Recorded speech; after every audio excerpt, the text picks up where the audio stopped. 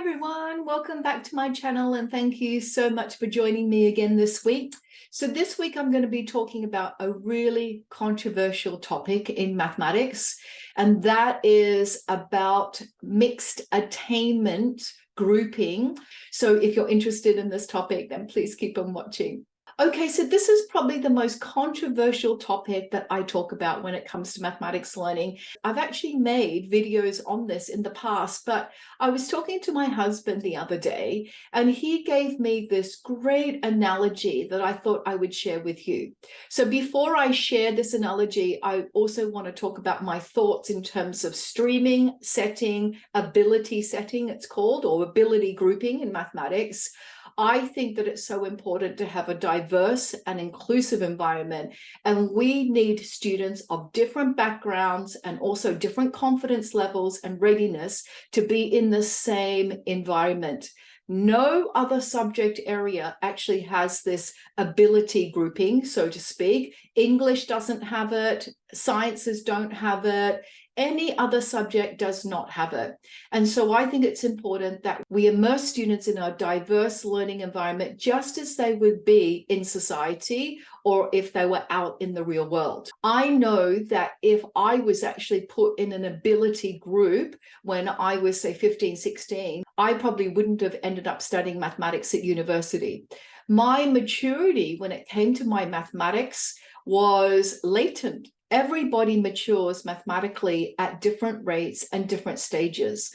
And I matured mathematically in terms of my confidence level quite late, I would say around 15, 16. So previous to that, 12 or 13, I loved mathematics, but we were always put in a mixed attainment setting. So we were always mixed in a diverse group of students, and we all learnt the same material, but we were given different entry points and exit points by using high ceiling, low threshold tasks.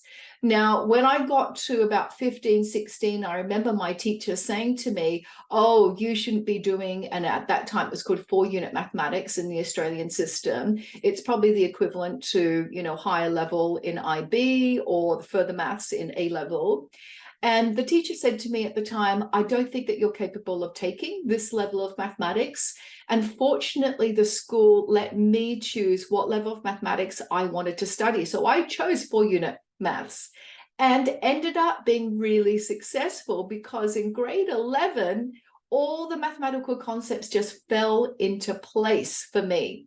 Now, if I wasn't given that opportunity, let's say in grade 8, I was put into an ability class, and it wasn't the extension or accelerated class.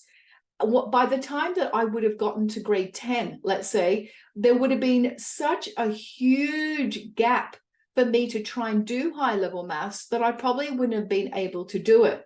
So I think it's really important to give students all opportunities all the way up to 15, 16, 17 to study mathematics in a mixed, diverse, inclusive learning environment. So the analogy, let's come back to the analogy that my husband gave me. So he said, as humans, so we all have different EQs, and that is to do with your maturity in terms of your emotional quotient. And I think it's to do a lot with social interactions. And people develop their EQ at different stages in their lives. So imagine if we decided when you were 10 years old, all the students that we thought had high EQ, we group them together. All the students that we thought had low EQ, we group them together. That would be absolutely absurd. And when he gave me that analogy, I just thought that's exactly what we do in mathematics a lot of the time around the world. So why on earth would we continue this practice? And I can say, fortunately, many of the school partnerships I have, we are moving to this mixed attainment learning environment where all students are exposed to diverse students of different varying confidence levels and readiness in mathematics. And everybody benefits from being in that authentic learning environment. So they're my thoughts. That's the analogy that I thought was a fantastic analogy from my husband about why we actually shouldn't be grouping students based on their so-called mathematical ability.